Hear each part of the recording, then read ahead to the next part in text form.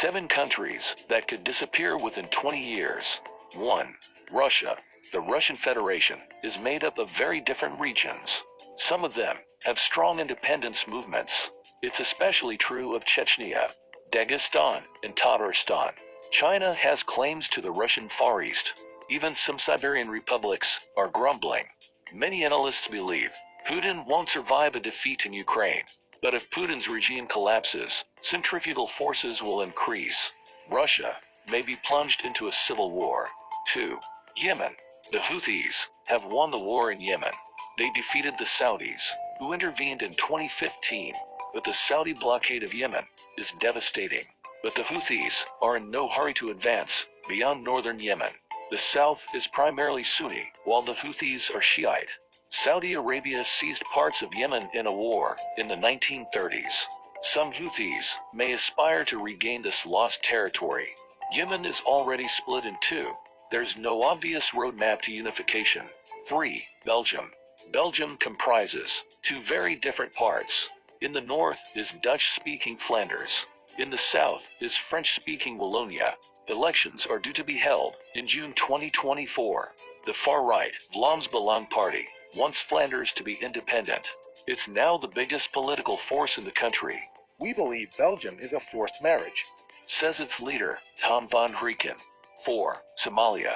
Somalia is already considered a failed state. Large parts of the country are controlled by insurgents. Somaliland has been a de facto state within Somalia since 1991. The central and southern regions have no government presence. Somalia has the lowest GDP per capita in the world. It also ranks on the bottom of the Human Development Index. Most likely, it will cease to exist as a unified state. 5. South Sudan. South Sudan is the world's youngest sovereign state. It split off from Sudan in 2011, following decades of conflict. In the 12 years since, things have not gotten better. A brutal civil war raged between 2013 and 2020. Almost 500,000 people were killed. South Sudan still hasn't had an election since declaring independence. Armed militias continue to control entire regions. The level of violence in some places has increased since the ceasefire.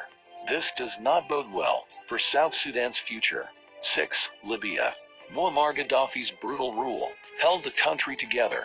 Since he's been gone, Libya has fought 2 civil wars. In 2014, it split up into 2 warring administrations. The East-West divide has grown perilously deep. The 2 parliaments refuse to recognize each other's legitimacy. Both say the token unity government has lost its legitimacy. The prime minister is refusing to quit. Rival armed factions continue fighting. 7. Syria. Syria is already divided into 3 zones. One is under the central government's control. They're experiencing total chaos and economic collapse. Another is under Turkish occupation. It's an embattled zone, under pressure from both Assadist and Islamist groups. The third is the Autonomous Administration of North and East Syria, also known as Rojava. It is already de facto independent. It's also remarkably stable compared to the other 2. Rojava is unlikely to submit to central or foreign control.